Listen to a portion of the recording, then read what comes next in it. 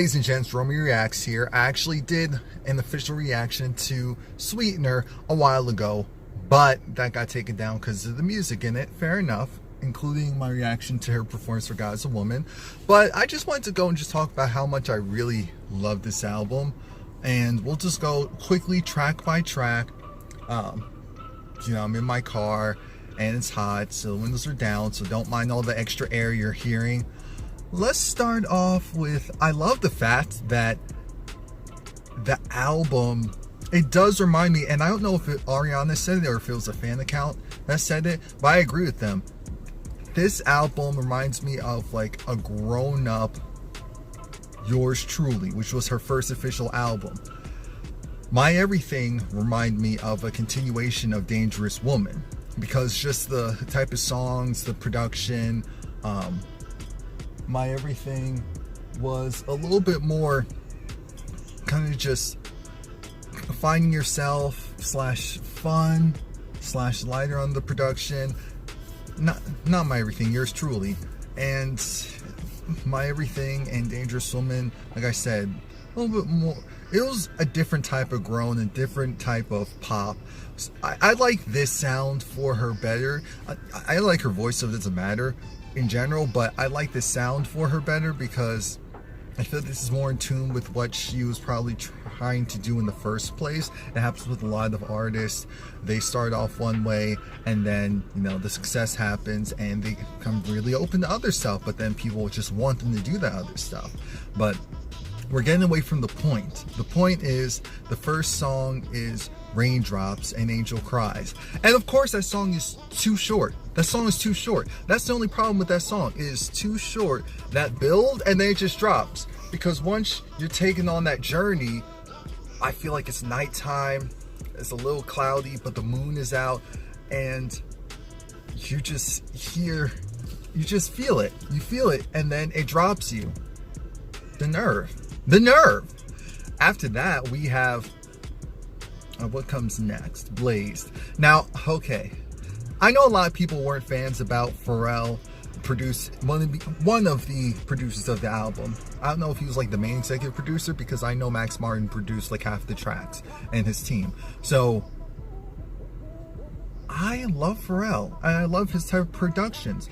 Are they regular top 40? No. Do part of, let's say, so this normal Pharrell track, maybe 10 seconds of it would be incorporated for the next 5 to 10 years into most songs. It's just that he puts all of it in one track, and that's why it's a lot for a lot of people.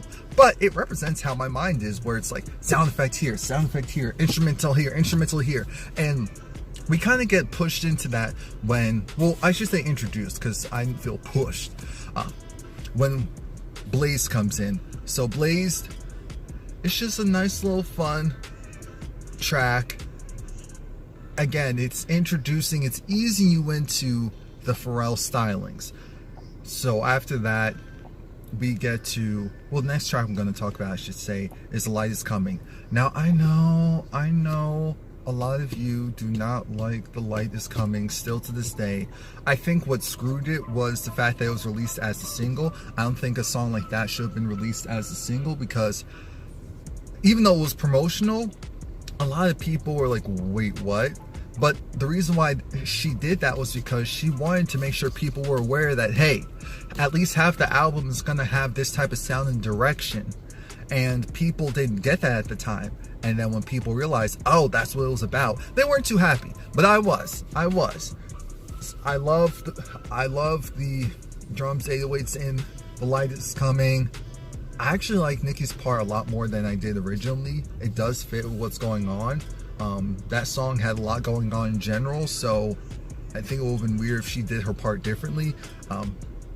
I love the chant, The Light Is Coming. The light is coming to give back everything the darkness stole. Come on. How is that not relatable? And then after that, we get Rem. And Rem, when I tell you, that's one of my favorite tracks, because sonically, especially when she goes into lower register, says that don't want to work up. Come on now. How do you not enjoy that? How can you not enjoy that? that is a nice time. That is a nice time. And of course she does her layering, she does the usual Ariana stuff that we expect. I understand that maybe people wanted more ballads, more just flat out vocal performances, but that gets old. We have 2 albums that clearly showcase that. Come on now.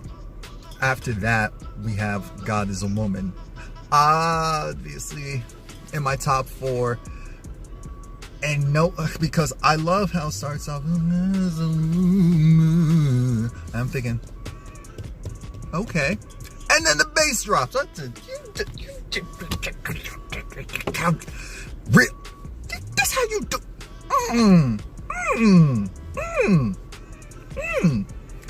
And then, of course, towards the end, where her voice is like layered. What was it, like 10 times or something? It was something ridiculous. God's a woo, God's a woo, God's a woo. I just love that. Actually, okay, so fun fact, when I listen to God's Woman, I just isolate that part and I just replay it like 4 or 5 times in a row because I feel it. I feel it. After that is the title track, Sweetener. Now, again, this is another one where people thought it was going to be different, going to have a little bit more punch, but I liked the punch I had. When life deals us cards, when everything turns like a sun, and you come through the sweetness and build us to a home. The enunciation of it all. And then you get it. Come on. Mix it. It's a play on words. It's a double entendre. It's fun. What's the problem? What's the problem? It's great. It's great. I get it. There's a lot of woo, sheesh, and that throws a lot of people off. But I love it. I love all of it. So then after that, we get to the sun's coming out. The sun will come out today. Then we get to, I believe it's Successful. Yes. It's a surprise. It's grown, but it's still fun at the same time. I understand that maybe for a lot of people, it's just not what they expect. They wanted maybe a little bit more traditional pop, but that's not what Ariana wanted from the start. She definitely wanted to do pop, but she wanted to do it her way. And her way was always with a more so like R&B, contemporary R&B flair. It's just that people kind of forgot that because she definitely embraced the pop side to the fullest. The past couple of years. But I just love the breakdown in Successful, and then a lot of the songs they build, which is traditional for an Ariana song, but they don't build in the traditional way that people expect. It's more so instrumental. It's a vocal stand out for like 2 seconds and then goes right back, because this is supposed to be a real representation of what she's been going through and how her mind has been functioning ever since all that mess happened. And so when you put that into perspective, then you really, what am I hearing? When you put that into perspective, then you definitely look at it differently. After that, we have Every Time. Now, Every Time is something that I feel like would have been on Mine Everything, or maybe towards the end of like Dangerous Woman, because it just sounds like one of those tracks. And I call this track Back to You because that's what I remember. Back to you, back to you, back to you. I feel like the song doesn't get enough respect because maybe, again, it's not just like a regular pop song, and people kind of want the traditional, okay, put the 808 here, put the instrumental here, just sing harder here, sing higher here. No, that's not what she's on. So then we get to the next one, which is one of the songs that people love the most, Breathing, because that gives you that, okay, that's definitely, is Max Martin a part of that? I'm sure somewhere he has to be, where that sounds like, okay, that's a top 40. It gives you the strong hook, the strong, more so traditional hook, and of course towards the end, the vocals that people are used to hearing and expect. And so I say, okay, shout out to y'all got what y'all wanted. I do like that song. It is one of the top ones that I replay. And then we get to No Tears Left to Cry. That's my favorite song of the album. Sorry, it is. Because it fully encompasses the album perfectly. It was the right first single. It's one of her best singles to date, period. I don't care what anyone says. Originally, I was like, because I like the towards the end of God's a Woman so much, but No Tears Left to Cry as a song in total, is my favorite. Is my favorite. We are mentality. Come on. So then we go from that to, Lord, now I'm just thinking about the whole song. Okay, next, Borderline. People aren't huge fans of Borderline. My only thing is, I wish Nicki had more. Nicki? I wish Missy had a bigger part in that song, but it was cool. It was cool, and again, it's grown. Baby, I just want you to be mine. Meet me at the borderline. I'm trying to think, what does that sound like? I feel like that's a song like Alicia Keys or Beyonce would have done. Or maybe they even did kind of record a certain version. After that, but I love the track. It's consistent. Because again, it's playful. It's fun. Now, the next song, I think is Better Off. Better off without it. Understand it's important. Better off. That's the only part that I like, the hook, because I'm just like, oh, this is serious. This is a relationship. It's a good song. I just don't have time for all that. After that, we get to, I believe it's Good Night and Go. I love that song because there's so much going on. She has the highs, she has the lows, the production's right. Hey. Just say goodnight and go. You see.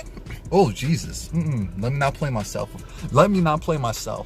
But I like that one. I also, the Pete Davidson song. I don't really remember it because I only listened to it once, maybe twice. And so we move on from that. But Pete has a song about him from Ariana Grande, so he's thrilled. Who wouldn't be? Last but not least, we get to You Can Work Your Way to the Top. You can feel it, ding. I love that part. There's so much else and so much wrong. That's how I say it. And of course, that's the Manchester tribute song. And it's funny because I think it was earlier this week or the end of last week, I realized, wait a minute. I know this is partially about her and, Come Back Down. What's wrong with you? Come Back Down. Hello. But this song also is one where it's left to interpretation because you can say, wow, for the victims of the bombing,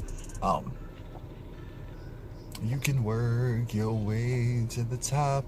I think of that as heaven. That's my spin on it. There's so much room for you at the top. Yes, there is. Abundance. So that's it. Please like, comment, subscribe.